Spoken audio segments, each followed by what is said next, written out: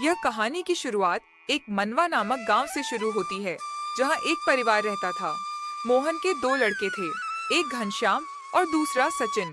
दोनों लोगों की शादी हो चुकी थी। घनश्याम जो बहुत ही आलसी और बहुत ही बेईमान था, सचिन बहुत ही ईमानदार और मेहनती था। सचिन रोज खेत जाकर काम करता है और घनश्याम घर पर ही रहता है। एक दिन घनश्याम की पत्नी बोलती है, ए जी, सचिन रोज खेतों में जाकर पिताजी का हाथ बटाता है। आप भी जाया करिए और खेतों में काम कराया करिए, वरना पिताजी सारी जायदाद सचिन के नाम कर देंगे। अरे तुम इस चीज की चिंता ना लो, सारी जायदाद हमने अपने नाम करवा के रखी है। बस बुढ़े को मरने की देरी है और सारी जायदाद हमारे नाम। कि एक दिन मोहन घर आता है और अपने दोनों बेटों को बुलाता है और कहता है, घनश्याम और सचिन, दोनों लोग सुनो। क्या हुआ पिताजी? अब हम काम नहीं कर पाएंगे। अब हमारी तबीयत सही नहीं रहती है। अब तुम दोनों भाइयों को ही सारा कारोबार संभालना होगा। और घनश्याम और सचिन, हम ये कह रहे थे कि हमारे होते हुए दोनों भाई बंटवारा कर लेते। ज्यादा सही रहता तो बताओ सचिन बेटा। उतने में ही घनश्याम बोल पड़ता है, अरे पिताजी, इसकी क्या जल्दी है बंटवारे की? तुम मत बोलो। ठीक, हमने तुमसे नहीं पूछा है, हमने सचिन से पूछा है, समझे? तुम्हारे ऊपर हमको भरोसा नहीं है। बताओ बेटा सचिन। अरे पिताजी, जब भैया कह रहे हैं कि बंटवारे की क्या जरूरत है, हम दोनों भाई एक में ही काम करेंगे ना। और क्या पिताजी, तुम्हें जैसा अच्छा लगे। सचिन अपनी पत्नी से कहता है, अरे सुनो, हमसे पिताजी कह रहे थे कि बंटवारा कर लेते, मगर हमने कहा कि इसकी क्या जरूरत है, हम दोनों भाई एक में ही काम करेंगे। आपको बंटवारा कर लेना चाहिए था। आपके भाई न ही खेत पर जाते हैं और न ही कोई काम करते हैं, घर पर ही रहते हैं। क्या करें, अब है तो हमारे भाई ही, फिर वो कितने ही क्यों ना खराब हो। कि बेचारा सचिन भोला भाला, उसे क्या पता है कि उसके भाई के दिमाग में क्या चल रहा है। घनश्याम अपनी पत्नी को बुलाता है और कहता है,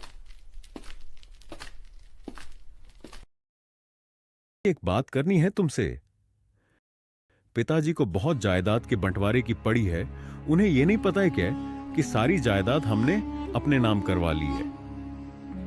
जब सारी जायदाद आपके नाम है तो क्यों डर रहे हैं? अरे हमारे नाम तो है, मगर जब बुढ़ा मर जाएगा उसके बाद, इसलिए तो कह रहे हैं जल्दी से मरे, फिर हम राज करेंगे।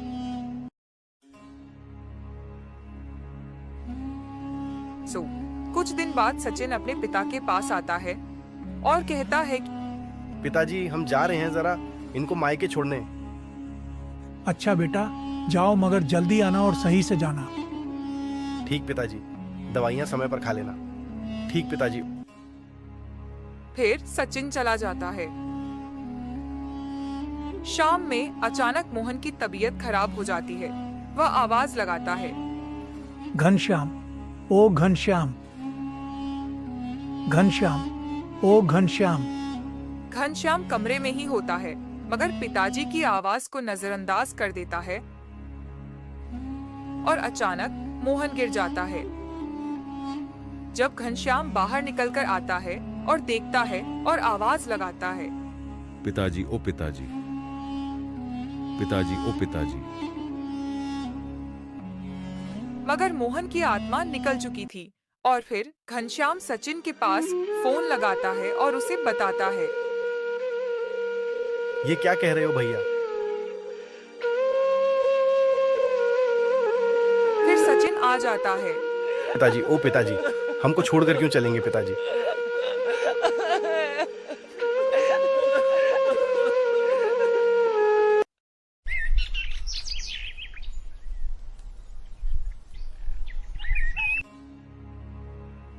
मोहन के देहांत को 10 दिन भी नहीं हुए थे और घनश्याम अपने भाई को बुलाता है। सचिन, ओ सचिन, यहाँ आओ। फिर सचिन आता है।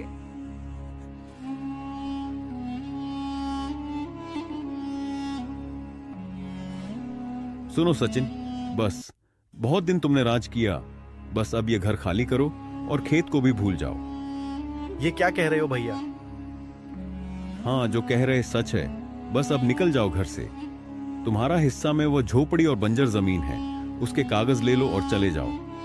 मगर भैया, इस जायदाद में तो हमारा भी हिस्सा है। और सब चीजें हमारे नाम है, हमारे नाम है। आया समझ? अब बोरिया बिस्तरा उठाओ और जाओ, वरना धक्के मारकर निकालेंगे। आया समझ?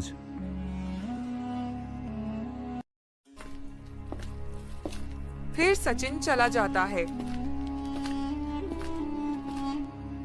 और फिर आरती कहती है, बस देख लिया अपने भाई को सारी जायदाद हड़प कर ली, और दिया क्या?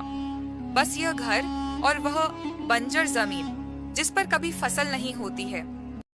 अब क्या करें? हमको क्या पता था कि भैया ये हमारे साथ कर सकते हैं। और रही बात बंजर जमीन की, जिसके साथ ऊपर वाले होते हैं बस, और उसे यकीन होता है वो रेगिस्तान में भी फसल उगा सकता है। बस मेहनत की जरूरत होती है, आज नहीं तो कल।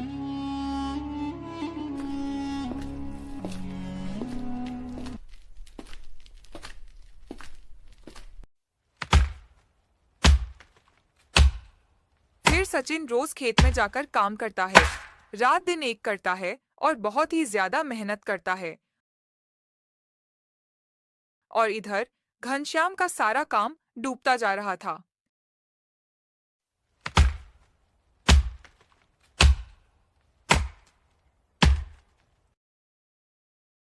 चलो, आज बहुत मेहनत कर ली, चलो अब घर चलते हैं और चिकन बनवाते हैं।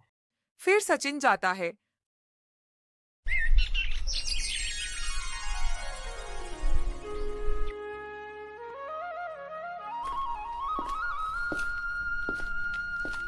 फिर कुछ दिन बाद जब सचिन खेत में जाकर देखता है तो वह देखता है कि खेत में तो फसल लगी थी और फसल बहुत ही अच्छी हुई थी।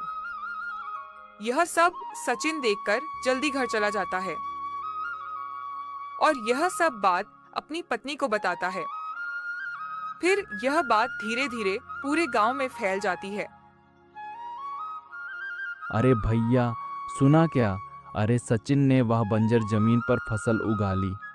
हाँ भैया, सुना। सचिन की मेहनत की दांत देनी पड़ेगी। और यह बात घनश्याम को भी पता चल जाती है और इधर घनश्याम का हर एक कारोबार खत्म हो रहा था। जी, सुनने में आ रहा है कि आपके भाई सचिन ने उस बंजर जमीन में फसल लगाई थी और फसल बहुत अच्छी हुई है। तो क्या हुआ? अभी तो फसल हुई है, काटी तो नहीं है ना? जी, आपके दिमाग में चल क्या रहा है? जो दिमाग में चल रहा है वो नहीं बताएंगे, बस देखते जाओ।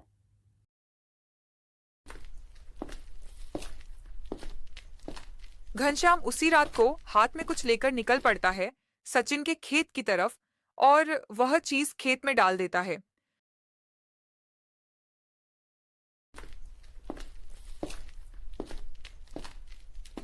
फिर अगले दिन जब सचिन अपने खेत देखने जाता है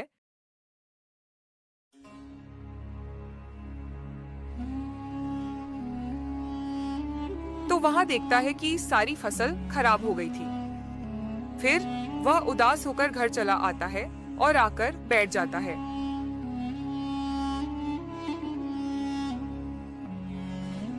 उतने में ही उसकी पत्नी आ जाती है।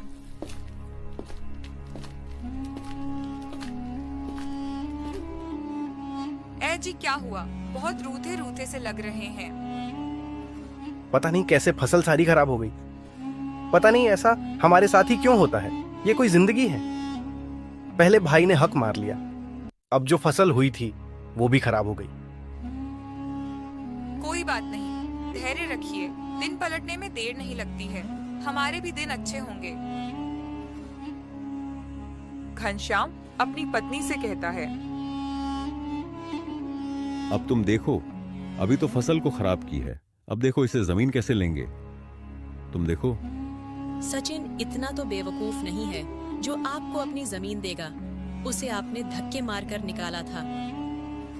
हमारे भाई में एक कमजोरी है, वो भोलेपन की, बस तुम देखती जाओ।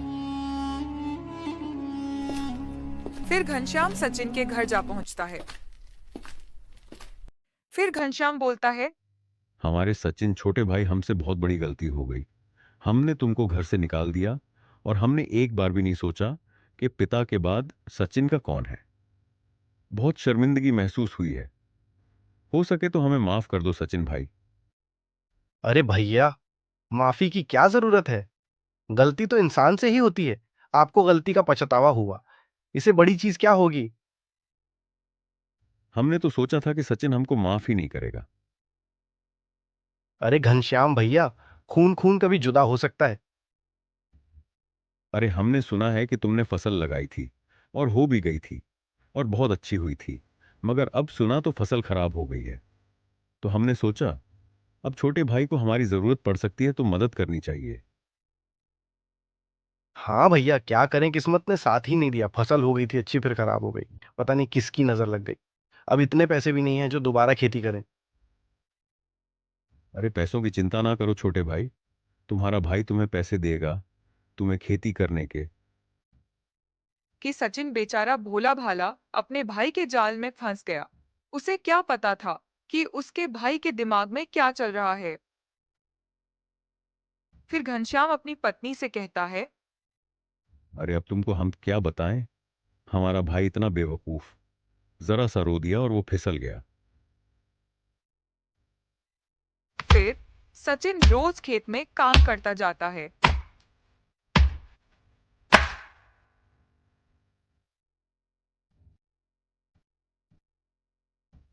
और एक दिन सचिन के भैया आ जाते हैं और कहते हैं, अरे सचिन, हमारे छोटे भाई, हमें तुमसे एक बात करनी है, मगर मना मत करना छोटे भाई, बहुत मान से आया हूं। हाँ भैया, बताओ। अरे हमारे छोटे भाई, हमसे यह तुम्हारी परेशानी देखी नहीं जाती है। इस बंजर जमीन पर अब फसल नहीं होगी। ये जमीन हमें दे दो और इससे बढ़िया जमीन हमसे ले लो। नहीं भैया, हमें अदला बदली नहीं करनी है जमीन की। और इस बड़ी जमीन ना, हमने सोचा था कि हमारे छोटे भाई परेशान है तो थोड़ी मदद कर दें, मगर तुम्हें मदद की जरूरत ही नहीं है। कि घनश्याम आग बबूला होकर चला जाता है। फिर सचिन घर पहुंचता है तो सारी बात अपनी पत्नी से बताता है। तो आरती बोली, नहीं, अदला बदली नहीं करिएगा। उतने में ही परोशन आती है और कहती है, बताइए। हम चले गए थे गांव अपने बेटे के पास, तो तुम्हें यह बात बता नहीं पाए। हमने सोचा जब आएंगे तब बताएंगे। एक दिन हम रात में जा रहे थे तुम्हारे खेत की तरफ से, तो तुम्हारे भाई को हमने तुम्हारे खेत में देखा था और उसके हाथ में कुछ था और वह फसल पर डाल रहा था। इतनी बात बोलकर परोशन चली जाती है। फिर आरती बोलती है, देख लिया आपके भाई ने क्या किया है। वही हम सोचे कि ये इतने भोले कब से होंगे, इनको सबक सिखाना पड़ेगा। हाँ, मगर कैसे सिखाएं? हमारे पास एक उपाय है। फिर आरती बताती है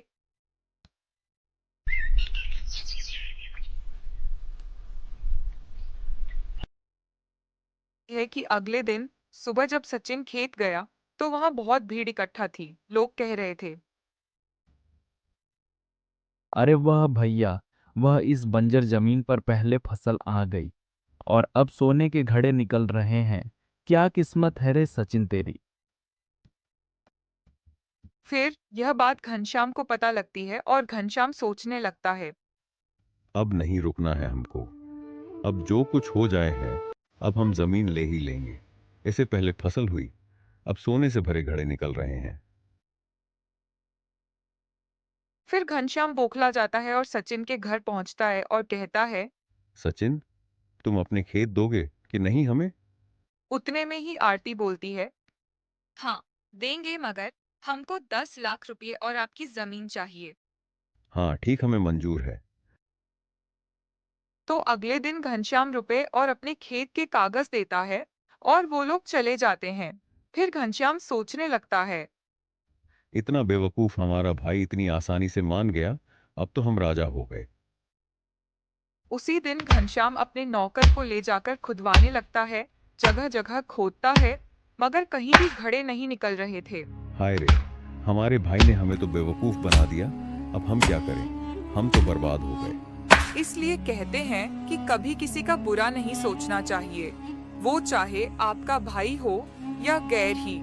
क्यों ना देख लिया ना गड्ढा, अपने भाई के लिए बनाया गिर, उसमें खुद ही गया।